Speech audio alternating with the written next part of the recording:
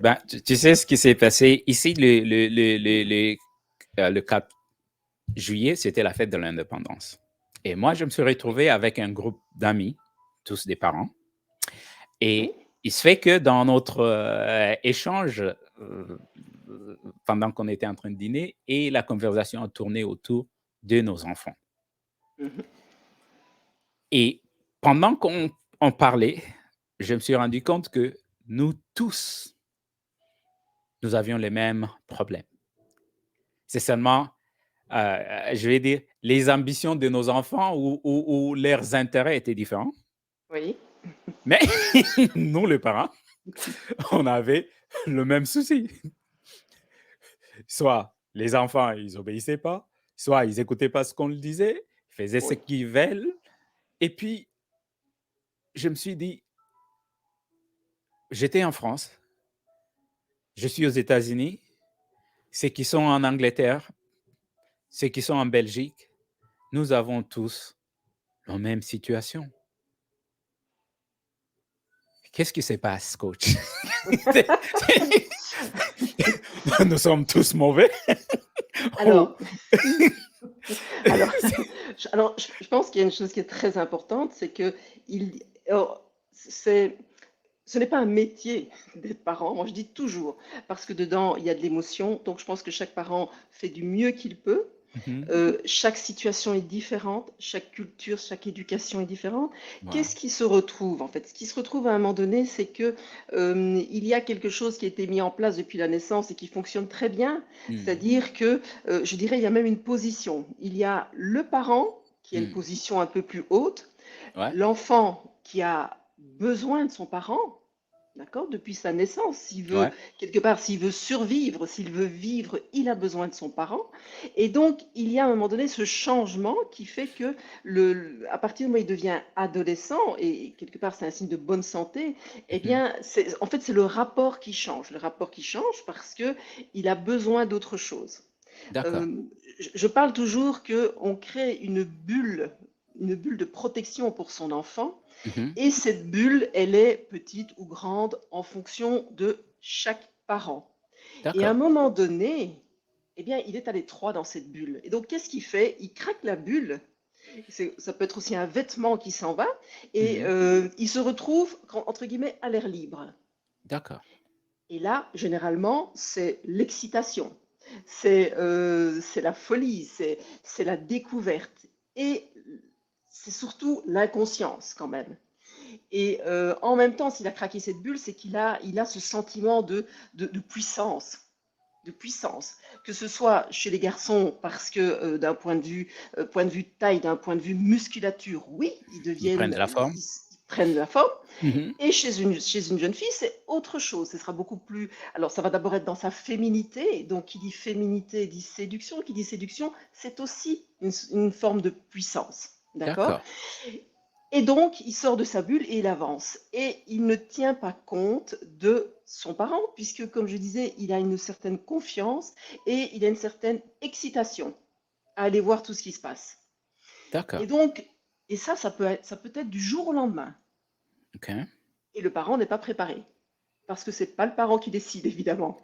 Mais écoute, c'est important ce que tu viens de dire parce que moi, en tant que parent, je ne l'ai jamais regardé comme ça. Et je crois que c'est le cas de beaucoup de parents. On n'a jamais, en fait, oui, on les va grandir, on les va prendre du muscle, mais pour nous, on les regarde toujours à même le même regard, Oui, que tout à c'est fait. nos enfants, Oui, il il faut qu'on les protège, il faut qu'on fasse ceci, on continue à faire ce qu'on a toujours fait depuis qu'ils sont oui, nés. On n'a jamais, exactement. on n'a Oui, jamais regardé, on se dit, voilà, mais qu'est-ce qu'il faut faire à ce niveau-là maintenant? Parce que je pense que c'est là voilà. où nous avons C'est là, des oui, tout problèmes, à fait. beaucoup d'entre Tout à nous, fait. Tout à surtout fait. des parents venus de minorités comme nous qui viennent d'Afrique, parce qu'on a été éduqués à l'africaine. Voilà.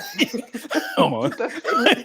on est en Europe, aux États-Unis, on s'en fout, on a notre culture Oui, africaine, comment on a été éduqué à l'africaine et on bouge, on continue à éduquer nos enfants par rapport à la façon dont on a été éduqué. Oui, tout à C'est un fait et problème? tout à fait, c'est un problème. Alors c'est déjà un problème, qui est important, c'est, comme tu dis, quand on était éduqué à Mmh. l'africaine. Moi, j'accompagne des adolescents et des mamans, Mmh. justement, issus de cette éducation africaine, comme issus de cette éducation européenne. Européenne, OK. Et là, il y a déjà une grande différence. Par exemple, j'ai souvent remarqué que l'adolescence, quelque part en Afrique n'existe, je pourrais presque dire qu'elle n'existe pas. Cette problématique n'existe pas. En fait, tant que tu es chez tes parents, il y a cette éducation qui fait que Ouais, tu restes un enfant. voilà, Si tu ne veux plus être un enfant, tu quittes chez tes parents tu vas trouver et chez tu toi. t'assumes. Voilà. Ouais. Tandis alors il y a en Europe, exactement comme aux États-Unis aussi, Mmh. le jeune revendique le fait qu'il soit adolescent, même parfois adulte, tout en restant chez ses parents et tout en revendiquant qu'il sait exactement ce qu'il doit faire dans sa vie. Et donc, c'est déjà pas évident. Alors, ce que je remarque quand même le plus simple, ce dont a besoin un adolescent, parce que ce qui est important, c'est ce dont a besoin un adolescent. Mmh. Euh, le plus important, évidemment, c'est l'adolescent qu'il est et l'adulte qu'il va devenir. C'est le fait qu'un jour, il ne sera plus avec ses parents. Et de quoi a-t-il besoin? Il a besoin de confiance, d'avoir confiance en lui.